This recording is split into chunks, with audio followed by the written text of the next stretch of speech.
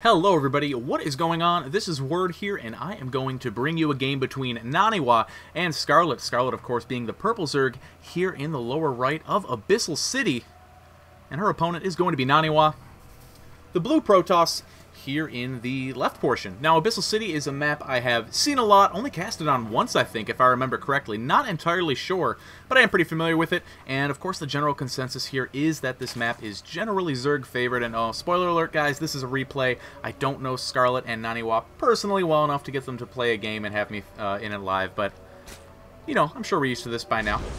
Now, before we get too into the game, I do want to, bring it up to speed on a couple of things. You may have seen the video on my YouTube channel, which announces that I'm going to a new YouTube channel.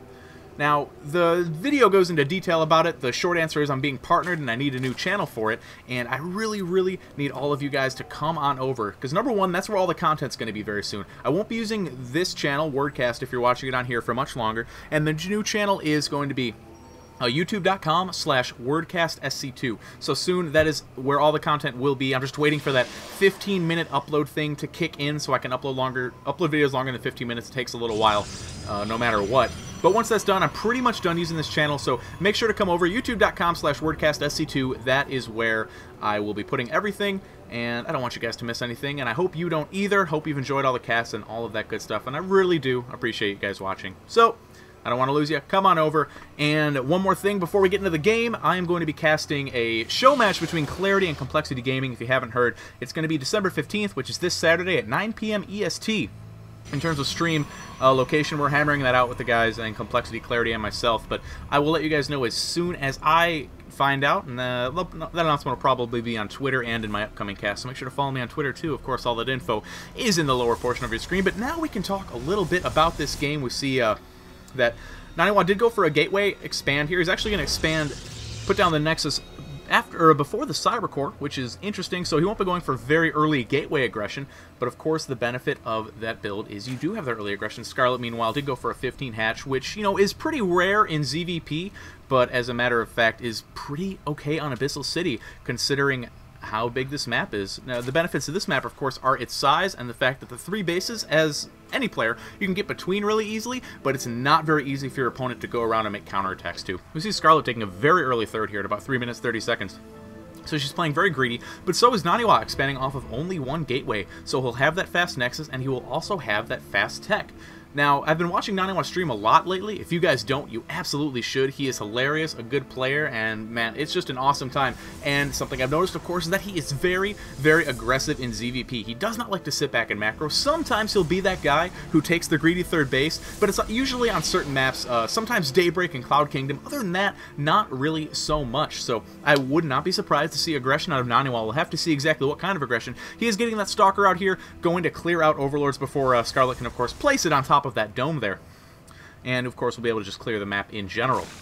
Now Scarlett here actually has an earlier gas than most Zergs get. Now she went for 15 hatch with a very fast third, so she's kind of compensating for that greediness with that fast gas. She also maybe be metagaming a little bit, because NaNiwa, of course, as an aggressive player, it's not a secret, and she does want to be prepared for that. So we'll see if she goes for speed first or lair. Probably speed. Going lair first would be a very greedy move, and on top of this fast third hatch and 15 hatch, I don't know if she can afford much more greed. And we see NaNiwa here is actually going for a very fast Stargate, and this Stargate is so much faster than it would be if you got a Forge Fast Expand. Usually the earliest Stargates you see with FFEs are going to be around 5 minutes 30 or 5 minutes 40, and in this case the Stargate is actually going to finish before that time frame, so he'll be able to start out making units very quickly, probably before the Zerg player is going to be expecting it. And now looks like Scarlett is just droning up a little bit, getting that drone count up. We see NaNiwa is starting here with a Phoenix, so it looks like he will be going for some Phoenix pressure, and Scarlett currently has 3 Overlords out on the map, as I just pointed out there, so that is a very potential supply block that she could be dealing with here. We'll see once he gets out there. I don't believe he hasn't seen his third base yet, hasn't really got out at all on the map, except for the Phoenix that just came out, and he's actually making a Void Ray. Now, where's the Phoenix? Just heard the shot. There he is. Going to be taking out that Overlord, and because a lot of players you know, make that Void Ray after or before they make the Phoenix. So what NaNiwa's doing here is he's making a Phoenix, and then he's making the Void Ray. And of course, Scarlett, the first unit she's going to see is a Phoenix, and that is obviously the first air unit has been made because it's so early. So following up this Void Ray is going to be a bit of a surprise, but is Scarlett actually going to see it? She's coming in here with the Overlord, the Phoenix, trying to pick it off, and she actually sees, wow, a second Void Ray making here for NaNiwa. This is very unusual, but it definitely holds up with NaNiwa's aggressive standards. And if he continues making Void Rays, I don't know. I mean, I've seen way, way, way back in the day there were 3 Void Ray Stargate pressure plays. I used to do them a lot myself. And then, they, you know, I phased out of them just like everybody else did because they weren't any good. Zergs rather got really good at dealing with Void Rays. Now, Scarlett has actually seen both Void Rays. She saw the one that was out, and she saw the one that's producing. So she knows NaNiwa is making multiple of them. And wow, yeah, that is the third one started there in the production tab. She's got 3 spores down. Is that enough to deal with 2 Void Rays? No. But with the queens, it is going to be, and it looks like she does have 4 queens out, so of course those extra transfuses as well as the damage output should be enough to knock this back. But NaNiwa heading on 3 more gates, getting that +1 weaponry, and just kind of patrolling the map a little bit. Not really being too aggressive with this Void Ray. Some people like to knock down the creep tumors, but of course with no Robo and no Observer, you can't do that. So he's just going to try to go around, try to pick off Overlord, set Scarlett back a little bit because, oh, with 6 gates in production, it looks like NaNiwa is going to be going for a 2-base all-in that's going to be Void Ray based. He actually has a 4th Void Ray coming out here. Doesn't have +1 air weapons or anything, is getting the +1 ground weapons. But it's going to be 7 gates and a bunch of Void Rays now. Wow, actually Scarlett here has a very early Infestation Pit because of that early gas. I guess not very early, but early enough by these standards. And honestly, aside from Mutas, which are okay against, which are pretty good against Void Rays, but you need a lot of them. And, you know, you don't really only be able to get, like, maybe 7 off of this sort of play, so that wouldn't be too good because of, you know, the high Void Ray count. But you can get 5 Infestors, and that is going to be very good. So I think inadvertently or not, Scarlett here might have the perfect counter to NaNiwa's build, but we'll have to see. NaNiwa's got pretty good micro. As long as he can get good spreads, he should be good. But since he's being the aggressor, he's going to be attacking up ramps. It's going to be crazy. We have a 4th base here for Scarlett, and she's actually not watching NaNiwa's 3rd. And that's not a good idea, obviously. You don't know whether or not your opponent is going to be expanding, so you don't know if he's all-inning you. And Scarlett is actually up at 72 drones right now. A bunch of Lings are going to come out. He's going to get rid of a lot of them.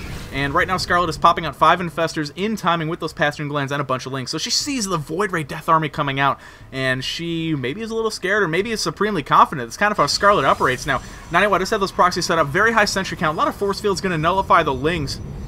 And the Void Rays, of course, are very good against the Roaches. But look, oh, Scarlett is actually getting +1 ranged attack, which is going to be great for the Roaches, but is also great for the Infested Terran. So as long as the Infested Terran placement is good, she should be in good shape. Her creep spread is amazing here on Abyssal City, considering how many directions there are to spread it. But now NaNiwa is going to be breaking down that front door, working on the rocks, which is actually going to get these Void Rays charged up a little bit. And these Void Rays, 4 fully charged Void Rays, are very dangerous. NaNiwa's got to get in there before the charge expires, though. Keeping it charged up, attacking one of his own Zealots, I think. And now he's going in. The Fungal's getting laid down here for Scarlett, covering a lot. The Void Rays taking a lot of it. Here come the Infested Terrans getting laid down as well. A couple of sentries going to get picked off, and a really good hold there by Scarlett on the ramp. NaNiwa going to have to run away. He has a few force fields left, so he can siphon off some of these forces. That is what he's going to do, but transfuses by Scarlett, keeping these Roaches alive. There's only 2 Void Rays left. It looks like that Queen really wants to take one of those down. Is NaNiwa going to get it away in time? Yes, he does pull it away. But right now, the supply is 141 for Scarlett, almost 90 for NaNiwa here. And it looks like, actually, he warped the sentry in on the high ground to force field the ramp.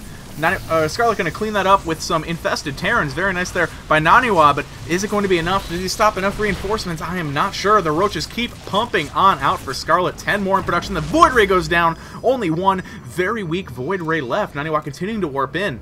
But behind this, he's actually getting +1 armor. He's actually getting a Twilight Council. So, is he looking to expand behind this? He knows he's not quite going to be able to break it, and if we take a look at his vision here, he doesn't know about the 4th. So if he goes for a 3rd, I mean, Scarlett's at 72 drones. She is in a prime economic position, and NaNiwa might not know just how behind he is if he does decide to go for that 3rd. But honestly, what other sort of option is there? Your 2-base all-in has failed. You can try to take a 3rd behind it, but Scarlett is at 170 supply. Once she gets unsupply blocked, she'll probably be working on max. And it looks like she is ready to be aggressive. The Roaches and Infestors pushing out here on the map. NaNiwa doing the same as well. Just kind of grabbing that tower to make sure no big armies were incoming, and he's going to come back home. Going to break down that pylon because looks like his army can't quite get inside otherwise.